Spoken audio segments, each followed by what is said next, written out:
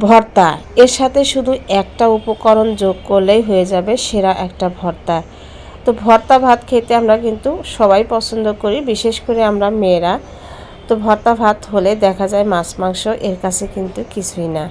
তো দেখতে পাচ্ছেন প্রথমে আমি নিয়ে নিয়েছি হচ্ছে কিছুটা শুটকি মাছ। আপনারা কিন্তু যে কোনো শুটকি কিন্তু এখানে অ্যাড করতে পারবেন। তো আমার কাছে ছোটো মাছের শুটকি ছিল, সেটা দিয়েই আমি করে নিচ্ছি। আসলে মাঝে মাঝে কিন্তু কোনো কিছুই খেতে ভালো লাগে না, একটু ভর্তা ভাত হলে বেশ পেট ভরে ভাত খাওয়া যায়।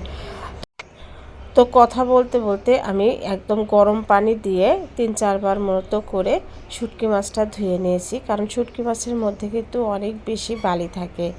তো এখানে আমি পটলের খোসা নিয়েছি, 3-4টা পটলের খোসা আমি ছাড়িয়ে নিয়েছি। এখানে আমি দিয়ে দিলাম হচ্ছে 5-6টার মতো শুকনো মরিচ, দিয়ে দিলাম আমি 10-12টার মতো হচ্ছে, এটা হচ্ছে দেশি রসুন, যেহেতু একটু বেশি দিয়েছি রসুনের কোয়া, অল্প একটু দিয়েছি হচ্ছে পেঁয়াজ।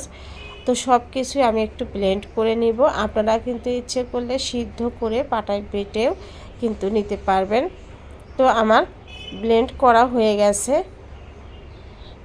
আমি একদম মিহি করে কিন্তু করিনি, একটু দানা দানা ভাব রেখেছি। এখন আমি প্যানের মধ্যে দিয়ে দিব হচ্ছে কিছুটা তেল। তো কিছুটা তেল দেওয়ার পরে এখানে আমি বেশ অনেকখানি পেঁয়াজ কুচি দিয়ে দিলাম, প্রায় 3-4টার মতো পেঁয়াজ আমি কুচি করে নিয়েছি। আর যে কোনো ভর্তা কিন্তু পেঁয়াজটা বেশি দিলে খেতে ভালো লাগে। তো যাই হোক, আমি একটুখানি লাল লাল করে ভেজে নেওয়ার পর এখানে যে মিশ্রণটা আমি ব্লেন্ড করে রেখে দিয়েছিলাম সেটা আমি এর মধ্যে দিয়ে দিলাম। তো আমি অনবরত নেড়ে চেড়ে এটা রান্না করব, আর কিছু উপকরণ অ্যাড করব। এখানে দিয়ে দিলাম হচ্ছে স্বাদ মতো লবণ, আর এখানে আমি অল্প একটুখানি হলুদের গুঁড়ো দিয়ে দিলাম।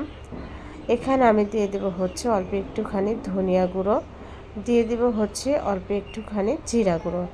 আপনারা কিন্তু ধনিয়া পাতা থাকলে সেটাও দিতে পারেন, তবে ধনিয়া পাতাটা আমার কাছে ছিল না। তো যাই হোক, আমি এভাবে নেড়ে চেড়ে রান্না করতে থাকবো। যখন মোটামুটি পানিটা শুকিয়ে যাবে তখন আমি এর মধ্যে দিয়ে দিব হচ্ছে কিছুটা সরিষার তেল। তো সরিষার তেলটা দিয়ে আবারও কিছু সময় রান্না করব, একদম যখন শুকনো শুকনো হয়ে যাবে। তো একদম শুকনো শুকনো করে ভর্তাটা আমি রান্না করে নেব। ভর্তাটা কিন্তু হয়ে গেছে, এখন আমি নামিয়ে নিচ্ছি। আর এই ভর্তাটা একবার হলেও ট্রাই করে দেখবেন, যারা ভর্তা প্রেমী আছেন।